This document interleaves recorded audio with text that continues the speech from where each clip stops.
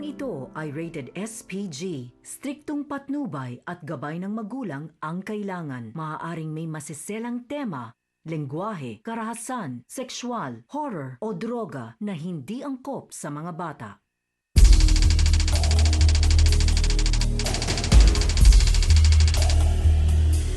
Ngayong umaga, isa sa kambal na pagkamalan, inabangan at ginulpi sa labasan. Kasakitan po talaga po siya. Pinabuhutan po talaga, talagang nagtaobang po talaga kami sa kalsada. Ginulpi na nga tayo na nga nagre-reklamo, ganyan pa sila. Kapang naman nila. Bakit naman kailangang magkasakitan? Malala ba ang dahilan? Kung nila yung boyfriend ko kung hindi dahil sa kanila, hindi mauubos yung perang pinag-ipunan ko. Papangit nila kamo kasi kaya sila lang paglalaro na lalaki nila. Harapin natin at pag-usapan dito lang sa nag-iisang Barangay Hall on Air ng mundo! Face to Face! Sawsawera! Let's get ready for Sawsawa!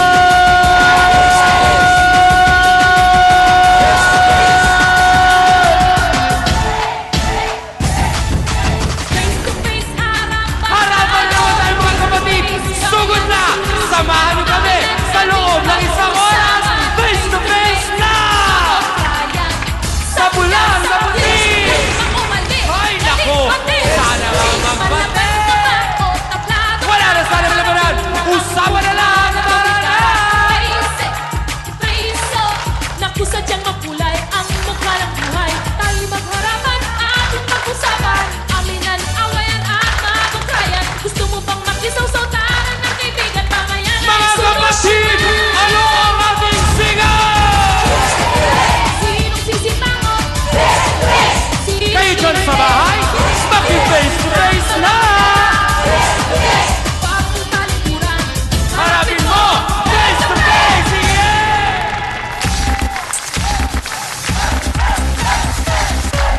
At ngayon, eto na ang First Lady na nag-iisang Barangay Hall on Air, ang pambansang kapitana, Jack Ami Perez! Hey, hey, hey! Good vibes lang mga kasawsawan! Happy morning sa inyong lahat! Dahil nga na sila ay magkamukhang magkamukha, napagkamala ng kakambal niya. Ang resulta, si Kambal ang naku naman medyo naupakan sa labasan. Naku mga kasawsawan at Hans, ito ang isyong ating pag-uusapan. Hindi kaya ito medyo, baka malito kayo, ha? Naku, siguro dyan, hindi naman yata kami malilito. Huwag lang ako ang may mapagkamalang may gawa ng lahat ng gulo, ha? At itong mga to, kasi mababait naman, hindi ba? O B1 at B2, paalala, maging alerto. At dahil nagkasakitan at mukhang nagkaagawan, kailangan ng abiso mula sa tatlong ito. Attorney Ben Acosta, Dr. Camille Garcia, at syempre si Father Sunny Merida. Sila po ang mahal nating trio tagapayo. Kaya naman mga kasawsawan, what are we waiting for? Let's make it a come on! Face to face na!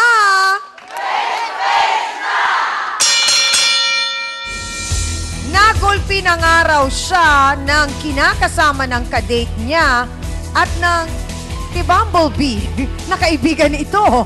Tama ba? Abay, hindi pa sila nakontento at inabangan pa siya. Kinabukasan, bakit ka kaya inabangan at bakit ka binugbog? Ano bang naging atraso mo? Eileen Cosmod, pasok! Face to face! Face to face! Hello, Eileen. Magandang umaga sa'yo. Binugbog ka?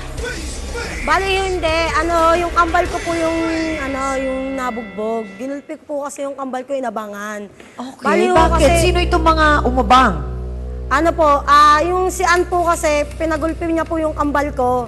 Anong pangalan ng kambal mo? Elaine po. Si Elaine, okay. Bali kasi yung time na nung gabing February 14 po kasi, Nag-date po kasi kami ng boyfriend niya. Hindi ko alam na Boyfriend Nino? ni Ann po. Ni Ann, Hindi ko alam okay. na may girlfriend yung Bong na yon. Okay. Eh si Bong, Bong ang pangalan. opo, yung time na yon, di ko Hindi ba ito yung kadate mo? Hindi. Bong yan, Bong. Hindi ba yan? Hindi naman po. Hindi. Opo. Mas gwapo yan o mas gwapo yung date mo? Mas gwapo yun, syempre. Ay. Sorry, wrong number. Bong, na karelasyon pala nalaman mo nung Ana. Opo. Okay. Bali ko kasi nag-date po, bali ka-date pala po nung Bong na yon, dapat siya. Hindi mo alam? Hindi ko po alam. Okay. Tapos nag-date po kami. Ngayon, kumakain po kami sa Tapsiyan kasi niyaya ko na nga ako siya kumain eh. Kain tayo sa Tapsiyan, di niya. Anong in-order mo? Tapsilog. Di, kain po ako ng tapsilog, di kain mo ako. Masarap Aba, ba? Nakatalikod do ako, sinabunutan po ako ng Ana. Ano ako, nagulat ako, may kasama yung Ann. May kasama siya. Okay. Sino yung kasama? Tomboy yun eh. Tapos kinabukasan yung kambal ko. Yung kambal ko po, bali ho siya, pumapasok po siya sa eskwelahan. Okay. Eh, pagkapasok niya po nun, inabangan po siya ng tomboy. So, Yung inakala nung tomboy, ikaw yun. Opo, hindi kasi alam na may kakambal po ako eh. Okay. Yun, syempre na-grablado Kawawa naman yung kambal ko. mo. Anong nangyari sa kanya? Ayun nga, puro umuwi siya sa akin na na madumi yung damit niya, yung uniform niya nga po. Oo. Tapos, di dumating ako doon sa away na yun, binugbog ko rin yung tomboy na yun. Anong naging reaksyon ng kambal mo? Sigurado akong gulat na gulat Eh, siya. nagalit din po siya sa akin kasi nga ho. Eh, syempre, nag-aaral yung tao. Pumasok lang, nadamay pa. Hindi ko rin din po kasi alam na abangan din po kami nung Oo. yung kambal ko. Ito ba yung unang pagkakataon na nagkaroon kayo ng problema? Kasi di ba, ngayon lang tayo nakarinig, well, marami tayo naririnig na kwento, pero ngayon lang kami nagkaroon ng bisita na kambal na ganito ang naging problema. Na parang Hindi lang naman nalito, po yung una eh. nagkaroon ng mistaken Hindi lang po ito identity. yung una kasi yung time na may nakaaway rin po ako noon. Time na nasaksak ng tropa ko yung lalaki na na-confine sa ospital. Okay. Bali yun, nakatambay lang po ako nung time na yun. Tapos? Sumugo doon sa bahay namin yung yung barangay po. Tapos yung kambal ko nagbukas ng pinto. Sabi, ayan ho yung gaganon yung lalaki. So, dinampot na naman yung kapatid mo. Ako ho natulog. Natulog ho kasi ako nun. Di ginising Panay ho. ata ang tulog mo. Ginising ho ako ng papa ko nun. Sabi niya sa akin, mo niyan? Ginanon niya ako. Oh. So, Naging witness ko dalawang kasi ginawa beses sa nang akin. nagkakaganon ka Opo. sa kapatid mo. Eh, hindi ka ba parang naaawa naman sa kanya? Hindi ko naman din ko kasalanan na magkamukha rin ho talaga kami. Oh. Lagyan mong ganon. Kakambal Yung t-shirt na may pangalan, ako Kakambal lang si po ako. Eileen. Tapos yung isa, kakambal lang po ako. Mabalik tayo dun sa Bong. Anong itsura nung Bong? Sinong kahawig na artista? May matangos kasi yung ilong niya eh. Siguro Richard Gomez na lang. Ang gwapo naman nun. Richard Gomez talaga? Medyo hawig lang kasi may nunal din po sa ganito eh. Ay, may nunal. Pero, Pero sa kabila de, po eto siya. ha, diretsahang tanong, Eileen. Kung hindi mo nalaman na merong Ann, may malaking chance bang maging kayo nung Bong? Siyempre naman po, dalaga naman po ako eh. Oh. Kaya naman nag-init ang ulo ng babaeng ito nga. Kasi nga po, siya di umano ang sinasabing karelasyon ng Bong. Kaya nangyari, pinaabangan at pinagulping araw niya itong si Eileen sa kaibigan niyang tomboy. Kasi nga, meron silang relasyon. Nito ngang si Bong. Oo, narito na si Ann Cabrera. Pasok!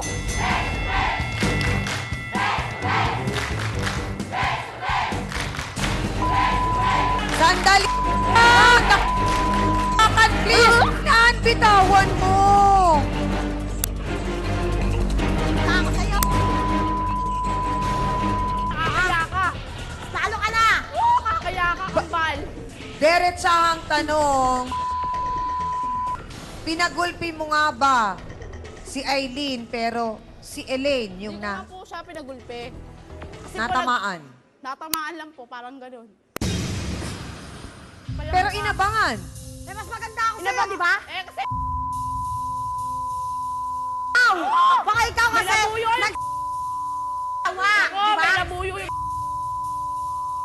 may Diretsang matapos ninyong gulpihin si Aileen, bakit pinaabangan mo pa kinabukasan? Malabuhan yan eh. Hindi ko po siya pinaabangan. Talaga pong nag-init yung ulo ng tomboy sa kanya. Bakit? Kasi po, Anong kinalaman nung tomboy? Hindi naman siya ang karelasyon. Kasi po, Ikaw?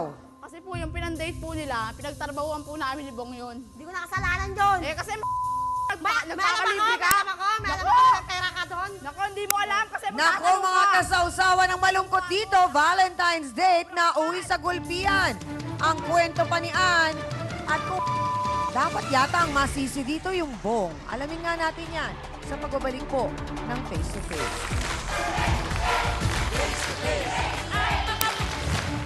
Gaano katotoo, sabi niya, kahawig daw ni Bong si Richard Gomez. Mukha balak yung kung makikita nyo lang. Mas mahal mo, say na. Ano ba yung pogi sa'yo? Sige nga.